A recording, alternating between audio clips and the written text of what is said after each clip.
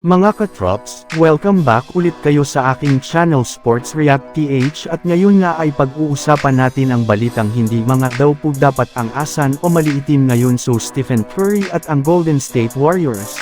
Pag-uusapan na rin nga natin ngayon dito sa ating panibagong video ang balitang pumirma na nga daw po ngayong araw ang isa sa mga target na player ng Los Angeles Lakers.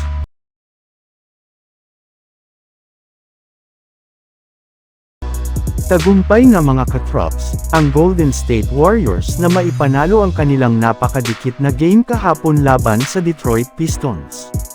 Pero hindi rin naman nga daw po simpleng game ang laro ito para sa GSW dahil nagkaon muna nga dito ang magkabilang team ng kaunting initan at trash talk sa isa't isa.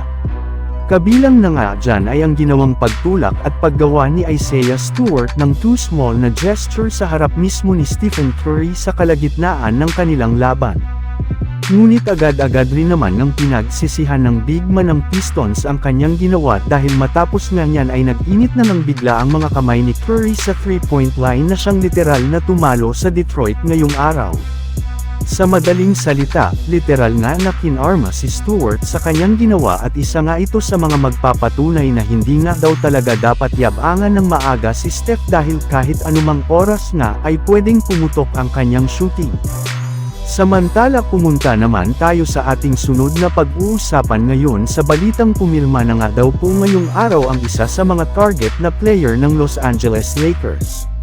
Sa pagkakatalo nga mga katrops, ng Los Angeles Lakers sa game nito kahapon laban sa Boston Celtics ay naputol na nga ang kanilang 8-game winning streak. Bumagsak na rin naman nga ang kanilang record sa 40 wins at 22 losses bilang ika-top 3 sa standings ng Western Conference. Yes, halos wala rin naman ng pinagbago ngayon sa kalagayan ng team sa kabila ng nangyari. Ngunit sadyang ginagawa ngang big deal ng mga ESPN ang pagkatalo ng Lakers ngayong araw. In fact, marami na ng mga analyst ang nagsabi na napatunayan na nga po ngayon na wala talagang kakayahan ang Lakers na makipagsabayan sa mga legit na championship contender ngayong taon kagaya ng Celtics. Isa lang naman nga daw pong bluff ang sunod-sunod nila na pagkapanalo ng mga nagdaang araw. At base nga sa ibang mga analyst, isa nga daw sa mga paraan upang maisaayos pa nila ang kanilang lineup ay kung kukuha sila ng isang veterano kagaya na lang ni PJ Tucker na may kakayahan na matulungan ang Lakers sa kanilang nga susunod na laro.